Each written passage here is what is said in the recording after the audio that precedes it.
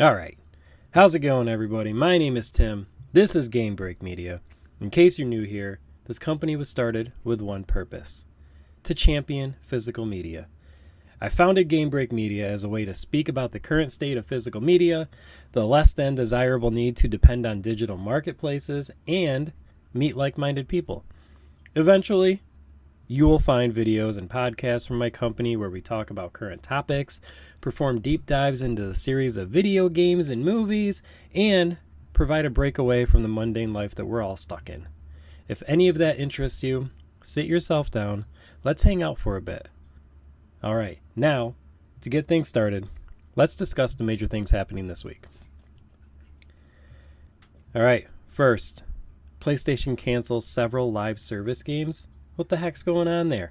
It's being reported this week that by Bloomberg, that PlayStation canceled the production of 2 live service games, one at Bend Studio and one at Bluepoint. Bend is known for Days Gone and Siphon Filter, while Bluepoint is known for their remakes/remasters such as the God of War collection on the PS3, Shadow of the Colossus on PS4, and Demon Souls on PS5. This comes after Jim Ryan's announcement during Sony's 2022 business segment briefings. He had announced that he wanted 12 live service games in development across their suite of studios and have them launched by 2025. That's absolutely insane, and I honestly have thoughts on this. When this news first came out, and I read it over on GameSpot, I thought this was an immediately bad decision.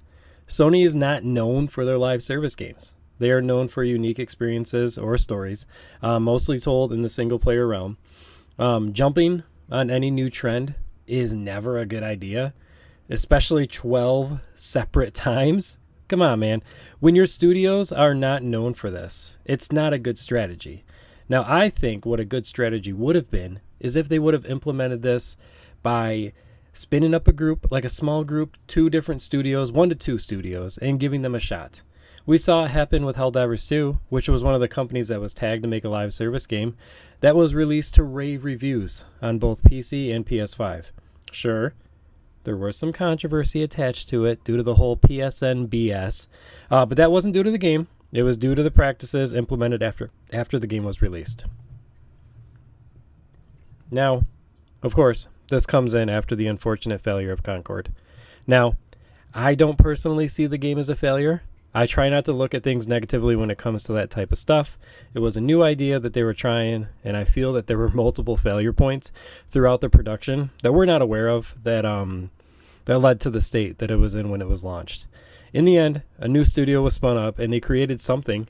It's more than many of us could say. Sure, it was at the cost that God knows how much was truly spent to develop that game.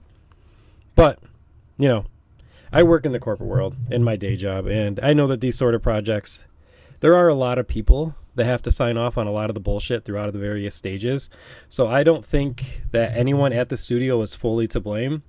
I feel like, if anything, the executives up at the far, far top should be the ones to blame, like Jim Ryan. And it just sucks to see Firewalk taking on that risk and also paying the cost for that. In the end, it's a business, and business decisions have to be made, and sometimes those decisions are tough. I just wish it wasn't at the expense of Firewalk Studios. I feel they have a unique vision there in the story and the characters that we saw in the trailer that was released right before the game came out. If the live service push wasn't so forced, we possibly could have had a pretty cool story being told there in that universe. Maybe. It did kind of give off Guardians of the Galaxy vibes, potentially Borderlands vibes in the way that like the characters banter between each other. But, who knows? Who knows what it could have been? All I know is that I'll definitely be following where the members of that team go and see what they come up with next. Now, with these cancellations, we potentially lost some time for both studios to be working on games that fit better in their roster, like with Bend. Oh man, Bend. With their recent release being Days Gone, working on a live service game is such a travesty because I might be in the minority. I doubt it, but Days Gone is a great game. It's a fucking great game.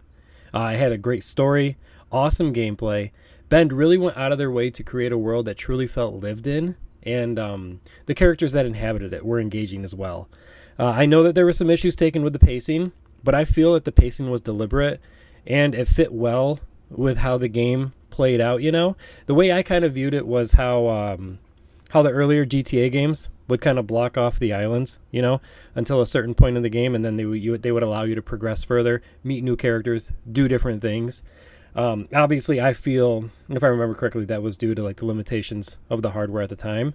But with Days Gone, I feel like with the story, that helps set up a great pace for it. And with that, we could have had another entry into that series that further expanded into the story. Obviously, someone at Sony has a gripe to pick with Days Gone. I'm sure maybe it wasn't a big financial hit that they expected, but they can't all be. You have to stumble before you walk, and I feel that that rings true with newer games as well.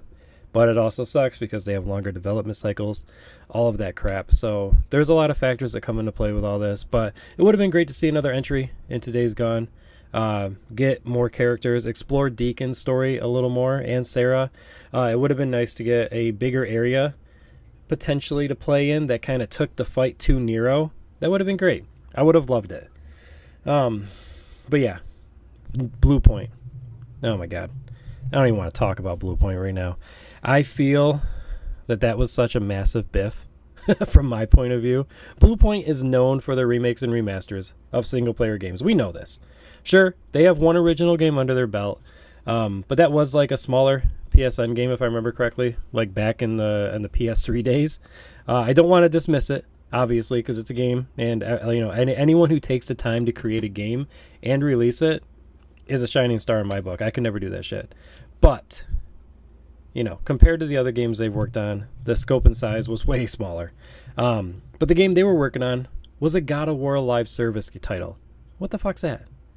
How could that have played out? I'm so curious about that. I really can't wait to hear more stories about what the hell that was going to be. It's interesting. I know that they've worked on God of War projects in the past, with the God of War collection on the PS3 and also assisting with Ragnarok. But in the end, I think their strength would have been having them create their own game with its own unique characters and world. They definitely have the chops for it, especially on the development side. They know they can kick out a good-ass game, a good-looking game. It just would have been nice to seeing how they stretched their wings and how they leaned into the storytelling aspect as well. I'm curious how Sony views Blue Point these days. Are they willing to give them a chance to create something unique that fits into their wheelhouse, or are they going to relegate them to just remasters and remakes? Either way, if Blue Point's on it, then I feel that we're in for a good experience no matter what. I just hope that in the end, they feel the acquisition was a good move on their part, because right now it's a little sticky. I'm curious. I'm curious to see what it's going to be. But yeah. In the end, the live service push appears to have been pushed by previous executives like Jim Ryan, and now we're finally feeling the fallout of that. This is what happens when you chase trends and not follow what your company is known for. Obviously, it's good to take risk and for there to have risk to be taken, but not too many at the same time. I firmly believe that this is why we're not seeing too many big releases from Sony right now, especially over the last few years. I know that we had some big ones here and there, but then also stacked up against previous years where we had massive lineups back to back year over year. It just feels a little stagnant, which is fine. I know games take longer to develop. I know that right now, at this point in time, there's probably more games being developed and published than at any other given time in history. So you really got to wade through the fodder just to find the good stuff. But yeah, I'm kind of veering off the track here. But I imagine. Oh man, I really don't know. I don't know what I imagine anymore. I firmly believe, how about that this is why we're not seeing those games. We've had big releases like I just mentioned, but not a lot, which is fine. You don't want to flood the market. But I also imagine that those studios are struggling to create something that speaks to them, which isn't resonating with leadership teams, which sends them back to the drawing board. I could definitely see that, especially if their heart's not in the project and the decision is kind of coming from up above, it just kind of puts the pressure on those teams to try to create something that's not within their wheelhouse, but also feel good about the end product. I know from my point of view, like on our end, in my day-to-day life, like we have products, we have tools, we have services that we produce, that we publish.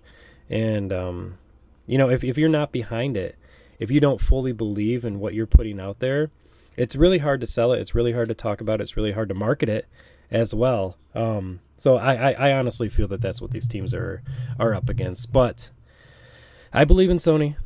I don't think that they've steered us wrong too far in the past. Obviously, there's been a few biffs here and there, which is fine. It's to be expected. Cough, cough, the Vita, and how they mismanaged that. The Vita, I still think, is one of the best handhelds out there to date. I still have it. Mine's literally in my bedroom. I play it. I try to play it almost every night. It's kind of a fight between that and my PlayStation Portal. But yeah, like I said, I believe in Sony. I feel they've got this, and they will recover from that lost time, and then we'll be fucking drowning in it. It's going to be great. But yeah, real quick, to tie this off, I did look it up. I wanted to look at the studios that had games in development and see where they ended up for those 12 live service games that our homeboy Jim Ryan was trying to put into play. So, Arrowhead Games, Helldivers 2, that was released in February. Rave reviews, like I said, not a bad game at all. So, shining star from there. Ben Studio, unannounced game as a service, that was canceled. Blue Point, like I just mentioned, God of War, games as a service, canceled as well. Bungie is putting Marathon out, and it's still in development. Haven't heard much about it in a little bit, but, no news is good news. But they did have a game called Payback that was canceled back in 2024. Fire Sprite, they had Twisted Metal. That was canceled in 2024. Firewalk, we already knew about Concord. Concord came and went, unfortunately. That was such a disaster. I feel so bad for those teams. I really, honestly, truly do. Like, I have no words for it right now. But it's something I want to explore in the future. Guerrilla Games, Horizon Online title. That's going to be interesting. That hasn't been canceled yet, or at least announced to be canceled yet, or rumored. So I'm taking that as still in development. Haven Studios, their Fair Games, that's still up in the air right now. And then the last three are canceled ones. So we had Insomniac, the Spider-Man, The Great Web, that was canceled. That was unfortunately leaked during, the whole Insomniac leak that was happening. That was a fucking nightmare, wasn't it? I honestly can't believe it that a leak of that magnitude happened, and we got a really massive glimpse into, not even a glimpse, we were just fucking staring at everything they were doing. And I feel bad for it. I tried not to dive too deep into it, but obviously, shit was being shared on Twitter. Headlines were popping up everywhere, so I saw a fair share of it, unfortunately. But anyway, I'm deviating. London Studio, they had a new IP fantasy multiplayer title. What the fuck is that? But the studio was shuttered in 2024, and the game was canceled, unfortunately. And then we all know Naughty Dog, The Last of Us Factions, that was canceled back in 2023, and God, that would have been great. The Last of Us multiplayer on the PS3 was so goddamn good. Man. Oh, man. I don't know. I feel like we truly missed out on something there. Could have been fun. They definitely should not have spun it out into its own game. I would have just loved to see like a small slice of it launched with The Last of Us 2, or even as a DLC. But yeah, that's kind of where we're at with Sony and the canceled titles and all of that jazz. Shit show. But in the end, it's all going to be good. I feel for all the impacted teams, the impacted developers, everybody along from there. It truly does suck, but I'm hoping that they were all able to move on to bigger and better projects and really show their true worth. So yeah, jumping from there, we got the other big news, which is kind of crazy. It's been kind of talked about for a while, but the Oblivion remake and remaster, isn't that insane?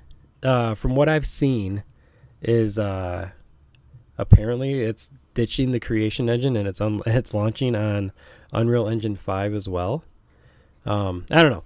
To me, it's just insane to be talking about this in 2025. But we honestly could see this remaster launch within this year. It's rumored to be hitting in 2025. Apparently, like I mentioned, it's being remade in Unreal Engine 5, which is a stark difference over its original engine, the Creation Engine, which was an engine owned by Bethesda. The Creation Engine is a funky one.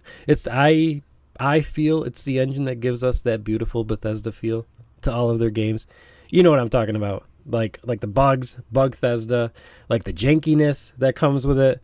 I say that with the best of love, honestly, because I feel that those alone create a unique experience that can't be replicated by other game studios. Sure, it may not be the best one, and it may not be the best experiences, but they're unique and they're cool. So yeah, that'll be interesting to see if that truly does happen. The game was originally leaked with a long list of games during that whole FTC trial that Microsoft had when they were going around and buying up all these studios and finally got tagged when they purchased Activision Blizzard or tried to purchase Activision Blizzard. Definitely brought the heat down on them, resulting in the trial, which in turn saw us get a lot of unrevealed information about Microsoft, including these unreleased games, which I will talk about in a minute. But real quick, I feel that this list that I'm about to talk about, I feel like they accidentally leaked it. Like, I think the lawyer leaked it one night, and if I remember correctly, like, it was like over the night or early morning, and like the next day everyone was just losing their fucking minds. It was crazy.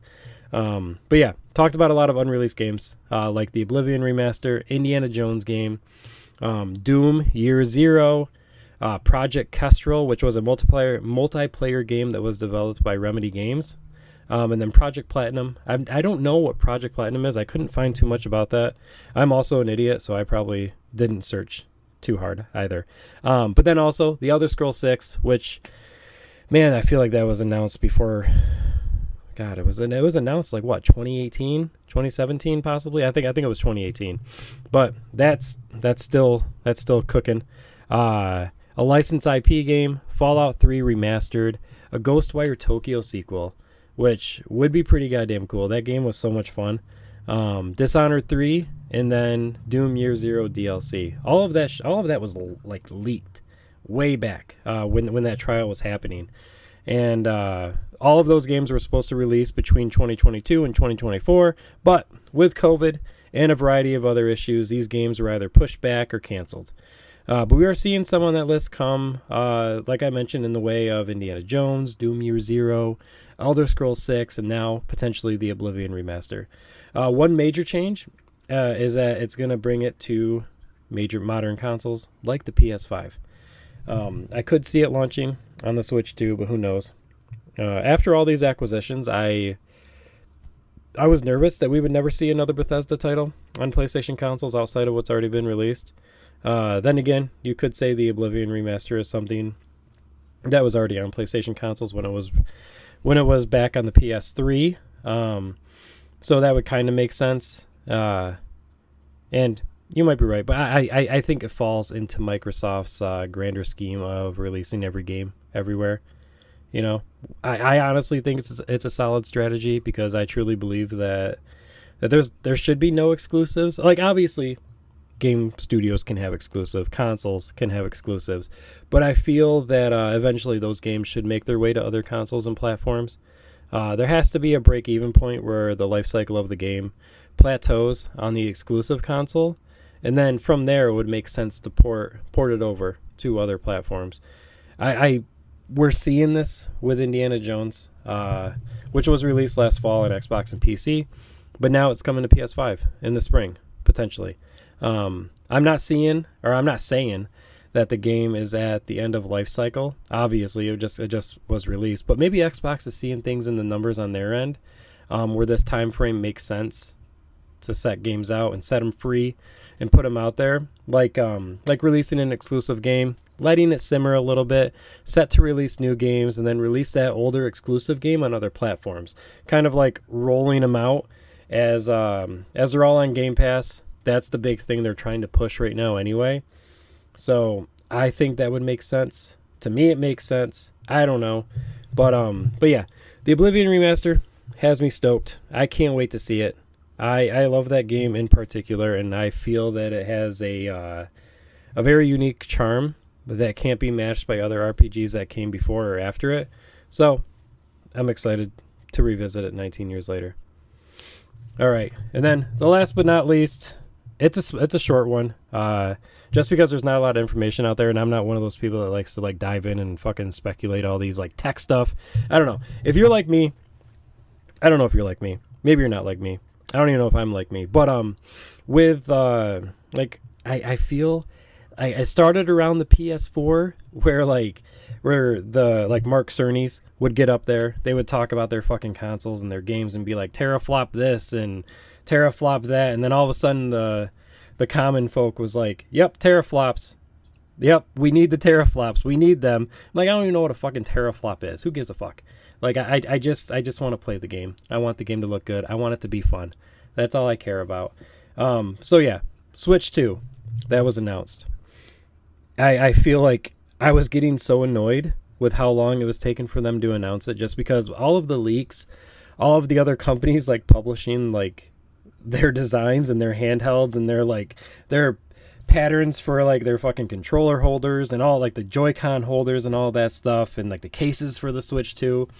I was like, all right, bud, I'm already over this. I'm already over the Switch 2, but it was announced. It looks really cool. It looks like Switch, like the original Switch, but a little bigger. I don't know. There are a lot of things that could go right with the Switch 2, but then also there's a lot of things that could go wrong with it. I feel like that was one of the major failure points of the Wii U, is people thought it was so much similar, like naming wise. Like for some reason that core group of people just could not fathom like that the Wii and then the Wii U.